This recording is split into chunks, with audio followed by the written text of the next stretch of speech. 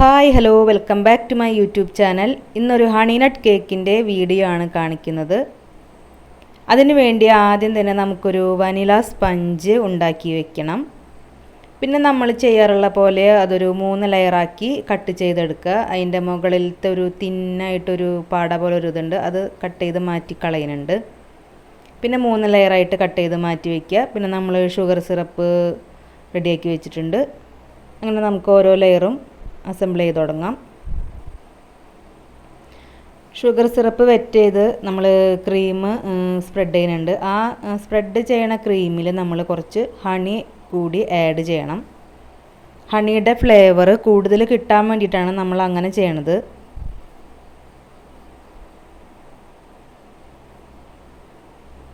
പിന്നെ നമ്മൾ ലെയറിൽ ഹണിയും മിൽക്ക് മെയ്ഡും കൂടി സ്പ്രെഡ് ചെയ്യുന്നുണ്ട്. ഹണിക്കൊരു ചൊയ ഉണ്ടാവും, അത് ഒന്ന് മാറാൻ വേണ്ടിയിട്ടാണ് മിൽക്ക് മെയ്ഡും കൂടി കൊടുക്കുന്നത്. പിന്നെ മിൽക്ക് മെയ്ഡ് ആഡ് ചെയ്താൽ കേക്കിന് നല്ല ടേസ്റ്റും കിട്ടും. അതോടൊപ്പം തന്നെ നമ്മൾ ബദാം ചോപ്പ് ചെയ്ത് വെച്ചിട്ടുണ്ടായിരുന്നു, അതും കൂടി ആഡ് ചെയ്ത് നമ്മുടെ ഫില്ലിങ് കൊടുക്കുന്നുണ്ട്. ഇതാണ് നമ്മുടെ ഹണി നട്ടിൻ്റെ ഫില്ലിംഗ് ആയിട്ട് വരുന്നത്.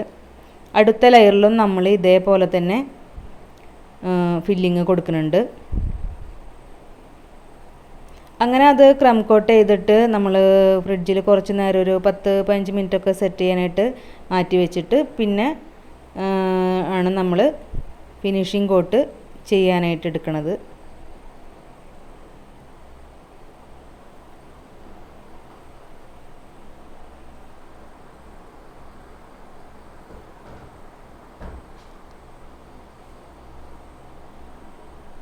ഫിനിഷിംഗ് കോട്ട് ചെയ്തിട്ട് നമ്മൾ ഓവർനൈറ്റ് അത് സെറ്റ് ചെയ്യാനായിട്ട് ഫ്രിഡ്ജിൽ മാറ്റി വെക്കുന്നുണ്ട്. അന്ന് രാത്രി കുറേ വൈകിട്ടാണ് ഈ ഒരു ഇതിലേക്ക് ഈ ഫിനിഷിംഗ് കോട്ടിൻ്റെ ഒരു നമ്മൾ ചെയ്യണത്. അപ്പോൾ പിന്നെ അന്ന് കംപ്ലീറ്റ് ആക്കാൻ നിന്നില്ല. പിന്നെ പിറ്റേ ദിവസം വൈകിട്ട് 3 മണിക്ക് മതി അവർക്ക് കേക്ക്. പിന്നെ ചോക്ലേറ്റ് ഗണേഷ് ഒഴിക്കുമ്പോൾ കേക്ക് നല്ല കൂളാവുകയും വേണം. അപ്പോൾ ഓവർനൈറ്റ് കൂളായ കേക്കാണ് നമ്മളിപ്പോൾ ചോക്ലേറ്റ് ഗണേഷ് ഒഴിക്കാൻ വേണ്ടി എടുത്തിട്ടുള്ളത്. ചോക്ലേറ്റ് ഗണേഷയിലേക്ക് നമ്മൾ ഒരു ഡ്രോപ്പ് യെല്ലോയും പിന്നെ ഒരു 2 ടീസ്പൂൺ ഹണിയും കൂടി ആഡ് ചെയ്തിട്ട് നമ്മൾ വൈറ്റ് ചോക്ലേറ്റ് ഗണേഷ് റെഡിയാക്കിയിട്ടുള്ളത്. അതിൽ കുറച്ച് വിപ്പിംഗ് ക്രീമും നമ്മൾ ചെയ്യാറുള്ള പോലെ 2:1 എന്നുള്ള ഒരു റേഷ്യോയിലാണ് നമ്മൾ റെഡിയാക്കിയിട്ടുള്ളത്. ഗണേഷ ഒഴിക്കുമ്പോൾ എപ്പോഴും കേക്കിന് നല്ല തണുപ്പ് വേണം.